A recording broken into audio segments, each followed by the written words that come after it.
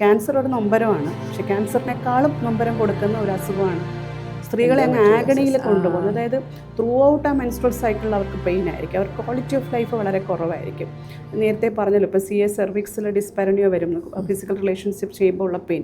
അത് ഈ എൻഡോമെട്രിയോസിസിൽ ഈവൻ കല്യാണം കഴിച്ചിട്ട് ഒരു തവണ പോലും ഒരു കാര്യങ്ങളിലും ക്വാളിറ്റി ഓഫ് ലൈഫ് വളരെ കുറവായിരിക്കും.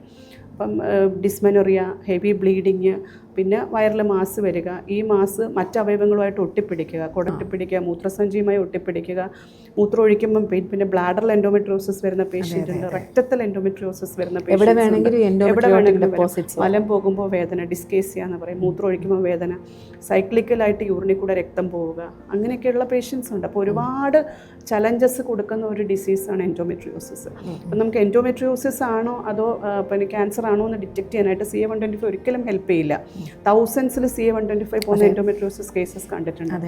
അവിടെ HE4 ടെസ്റ്റ് ചെയ്യുമ്പം അതിൻ്റെ വാല്യൂ വെച്ചിട്ട് നമുക്കത് HE4 കുറവാണെങ്കിൽ എൻഡോമെട്രിയോസിസ് ആണെന്ന്. പിന്നെ MRI പോലത്തെ സ്കാനിങ്ങിൽ ഡെഫിനറ്റ്ലി ഹെൽപ്പ് ചെയ്യും. പിന്നെ എൻഡോമെട്രിയോസിസിനും ഫലപ്രദമായ മെഡിക്കൽ ട്രീറ്റ്മെൻറ്റും ലാപ്രോസ്കോപ്പിക് സർജറിയും ലഭ്യമാണ്.